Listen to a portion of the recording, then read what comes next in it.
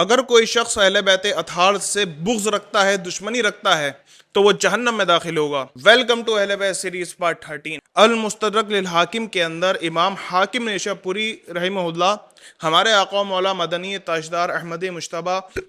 محمد مصطفیٰ صلی اللہ تعالیٰ علیہ وسلم کی ایک حدیث شریف کو نقل کرتے ہیں، یعنی ہمارے آقا علیہ الصلوۃ والسلام ارشاد فرماتے ہیں کہ انا رجلا سعیدا بین الرکن والمقامی صلی وصامہ۔ آپ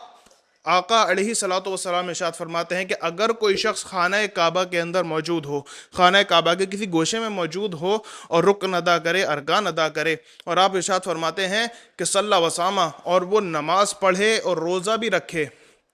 پھر آپ ارشاد فرماتے ہیں کہ اذا لقی اللہ، اور ایک روایت میں آتا ہے کہ اذا ماتا، یعنی اگر کوئی اس حالت کے باوجود مر جائے، اور کس حالت میں مرے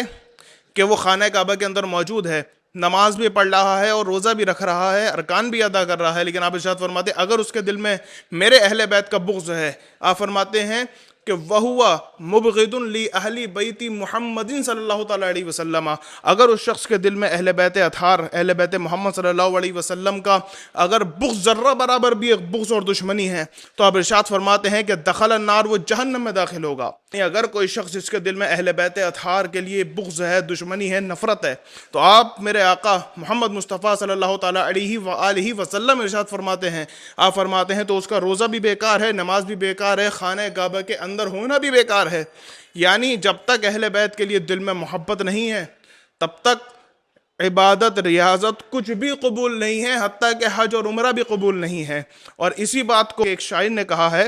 وہ اپنے شعر میں اس حدیث کو ڈھالتے ہیں کہ سجدوں میں رہے چاہے وہ مر جائے حرم میں، سادات کے غدار کو جنت نہیں ملتی۔